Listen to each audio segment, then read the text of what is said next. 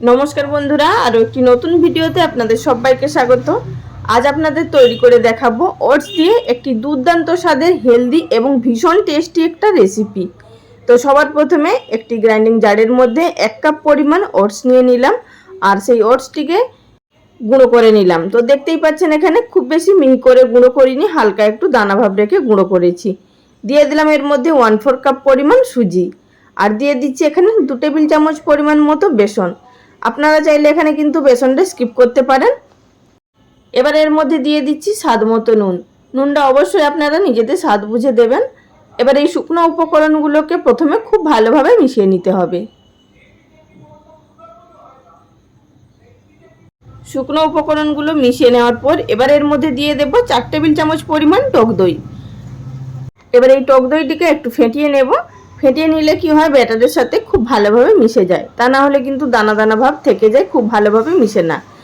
টক দইটা ফেটিয়ে নিয়ে দিয়ে দিলাম ওটসের গুঁড়োর মধ্যে। দিয়ে এবার এর মধ্যে সেই বাটিরই মাপ করে দিয়ে দিলাম 1 বাটি পরিমাণ জল। জলটা আপনাদের আমি যে পরিমাণে দিচ্ছি হয়তো আপনাদের একটু বেশিও লাগতে পারে বা কমও লাগতে পারে, সেটা সুজি এবং বেসন এবং ওটসের উপরে নির্ভর করছে। তবে আপনাদের দেখিয়ে দেব কিভাবে ঘনত্ব রাখতে হবে এই ব্যাটারটির। তো অল্প অল্প জল দিয়ে আমাদের এখানে ব্যাটারটা তৈরি করতে হবে। একসাথে যদি বেশি জল দিয়ে দেওয়া হয় তাহলে কিন্তু ব্যাটারটা পাতলা হয়ে যাবে। আর চিলা যেভাবে তৈরি করি কিন্তু সেইভাবে পাতলা ব্যাটার তৈরি করব না, একটু একটু ঘন টাইপের এবং আঠালো টাইপের ব্যাটারটা তৈরি করতে হবে। আর বন্ধুরা, এছাড়াও কিন্তু বিভিন্ন ধরনের হেলদি রেসিপি চ্যানেলে আপলোড করা আছে। যারা ডায়েট করছেন তাদের জন্য একেবারে পারফেক্ট রেসিপিগুলো, এবং ওটস দিয়েও বিভিন্ন ধরনের রেসিপি আপলোড করা আছে। আপনারা চাইলে দেখে নিতে পারেন সেই সমস্ত রেসিপিগুলো। আশা করছি আপনাদের ভালো লাগতে পারে। তো বন্ধুরা, আমি এখানে ফেটিয়ে নিলাম। এই ব্যাটারটি তৈরি করতে আমার এখানে প্রায় 1.5 বাটি পরিমাণ জল লেগেছে।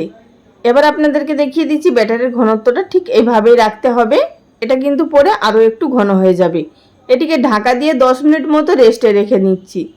10 মিনিট পর ফিরে এলাম। এবার আপনাদের দেখিয়ে দিচ্ছি আগের তুলনায় কিন্তু আরও একটু ঘন হয়ে গেছে, যেহেতু ওটস, সুজি এবং বেসন সবগুলোই কিন্তু খুব ভালো জল টানে।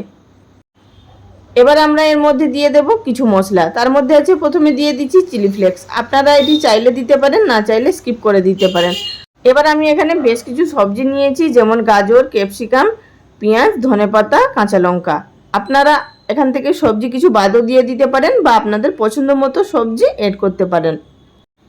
আর এখানে লঙ্কাটা কিন্তু আপনারা বুঝে দেবেন। যদি বাচ্চাদের জন্য তৈরি করেন এখানে লঙ্কাটা বাদ দিয়ে করবেন, আর যদি বড়দের জন্য করেন সেটা আপনারা বুঝে দেবেন।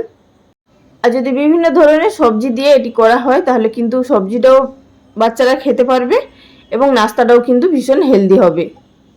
সমস্ত সবজিগুলো দিয়ে ভালোভাবে মিশিয়ে নেব।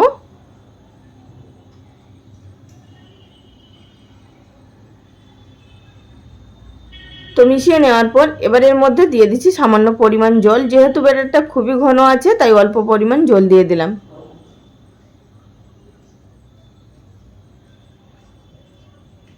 তো এবার আমাদের ব্যাটারটা সম্পূর্ণ তৈরি করার আগে এর মধ্যে দিয়ে দিচ্ছি 1/4 টিস্পুন পরিমাণ বেকিং সোডা, বা এখানে আপনারা 1/4 টিস্পুন পরিমাণ ইনো দিতে পারেন। আমি এখানে 1/4 টিস্পুন পরিমাণ ইনো দিচ্ছি, আপনারা চাইলে বেকিং সোডাও দিতে পারেন। আর এটিকে অ্যাক্টিভ করার জন্য দিয়ে দিলাম 1 টেবিল চামচ পরিমাণ জল। আর এখানে আপনারা কিন্তু বেকিং সোডা বা ইনো ছাড়াও তৈরি করতে পারেন, তাতেও কিন্তু এই নাস্তাটি ভীষণ সুন্দর তৈরি হয়। খুব বেশি আর ফেটানোর কোনো প্রয়োজন নেই। এবার মিশিয়ে নিয়ে চলে যাব সরাসরি নাস্তাগুলো তৈরি করার পদ্ধতিতে। গ্যাস ওভেনের উপরে আগে থাকতে একটি তাওয়া গরম করতে বসিয়ে দিয়েছি। তারপর এর মধ্যে দিয়ে দিচ্ছি সামান্য পরিমাণ তেল। এখানে আপনারা তেলের পরিবর্তে বাটার বা ঘি দিয়েও তৈরি করতে পারেন।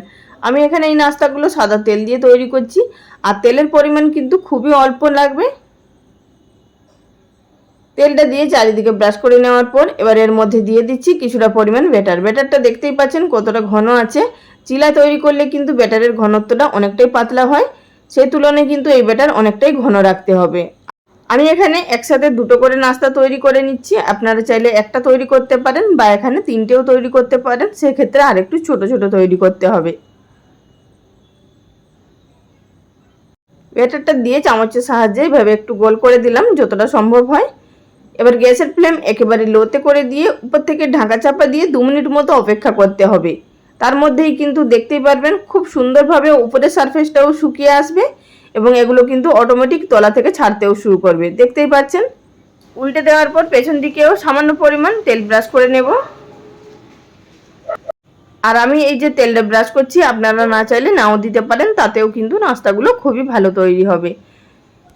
আবার এটিকে লো ফ্লেমে ঢাকা দিয়ে আরও 2 থেকে 3 মিনিট মতো রান্না করে নেব। এতে করে সবজিগুলোও সিদ্ধ হয়ে যাবে এবং ওটস, বেসন এবং সুজিও খুব ভালোভাবে সিদ্ধ হয়ে যাবে।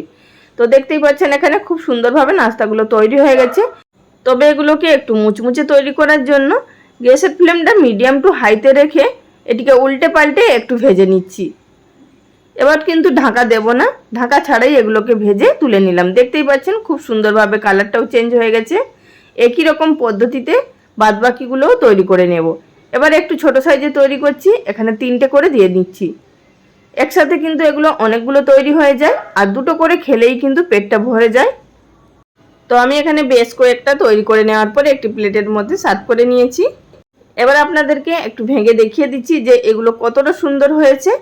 আর বন্ধুরা বাড়িতে অবশ্যই একবার ট্রাই করবেন, ভীষণ টেস্টি হয় এগুলো। আপনারা যে কোনো চাটনির সাথেও সার্ভ করতে পারেন বা টমেটো কেচাপের সাথেও সার্ভ করতে পারেন বা শুধুও খেতে পারেন। তো বন্ধুরা রেসিপি কেমন লাগলো অবশ্যই আপনারা লাইক কমেন্ট করে জানাবেন। আর যারা চ্যানেলে নতুন দর্শক বন্ধু তাদের কাছে অনুরোধ চ্যানেলটি সাবস্ক্রাইব করে আমার পাশে থাকার জন্য।